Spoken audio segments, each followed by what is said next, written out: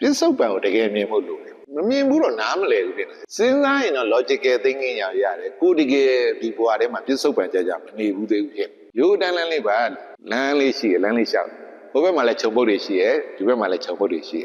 လမ်းဒီမှာတော့ဒီလမ်းသားမှာပေါ့ဘယ်ခြုံပုတ်တွေဘယ်လိုတိုးမှာလမ်းမြင်းနေရတာကိုတကယ်မြင်ရဒါပေမဲ့အဲ့ဘက်ကခြုံပုတ်တွေမှာပန်းလေးရှိနေတော့ဘာပြအဲ့ခြုံပုတ်တွေစင်ပန်းလေးခုမယ်အဲ့ခြုံပုတ်တွေနေမှာလမ်းပေါ်ပြန်တက်မှာလမ်းပေါ်ပြန်နေပြီတော့ဒါပေမဲ့ဟိုဘက်မှာလည်းကြည့်လိုက်တယ်ကြောက်တုံးလှလှလေးတွေ့ရစင်ကောက်မှာပဲကောက်ပင်အဲ့ထဲမှာရှောက်သွားနေမှာလမ်းပေါ်ပြန်တယ်သိတယ်ဒီလမ်းသူမြင်သွားဒီလမ်းတိုင်ရှောက်ကျွန်တော်တို့ကလည်းအတူတူပဲဖြစ်ပန်းလေးတွေ့လိုက်လို့ခြုံပုတ်တဲ့စင်သွားအဲ့ထဲတုံးနဲ့မထွက်တော့ဘာလို့လမ်းမသိဘူးလေဒီနာလမ်းမမြင်ဘူးကြောဟာပြစ္ဆုတ်ပံမသိတော့ဒီပေါ်ပြန်မလာနိုင်ဘူးအဲ့တော့ပြစ္ဆုတ်ပံကိုတကယ်မြင်တဲ့လူကအတိတ်ကိုလည်းအကြောင်းကြောင့်သူပြန်စဉ်းစားရင်စဉ်းစားလို့ရတယ်အတိတ်မှာဘာကြီးလုပ်ခဲ့ပြောတရားရှိရပြောတယ်ပြီးတော့ပြစ္ဆုတ်ပံလာပဲဆက်နေတယ်အနာဂတ်ကို planning လုပ်ဆရာရှိရ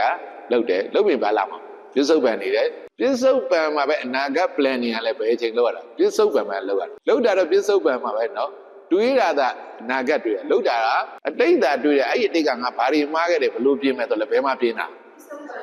ဒါပဲပေါ့ ကံလဲကောင်းပါစေဉာဏ်လဲကောင်းပါစေ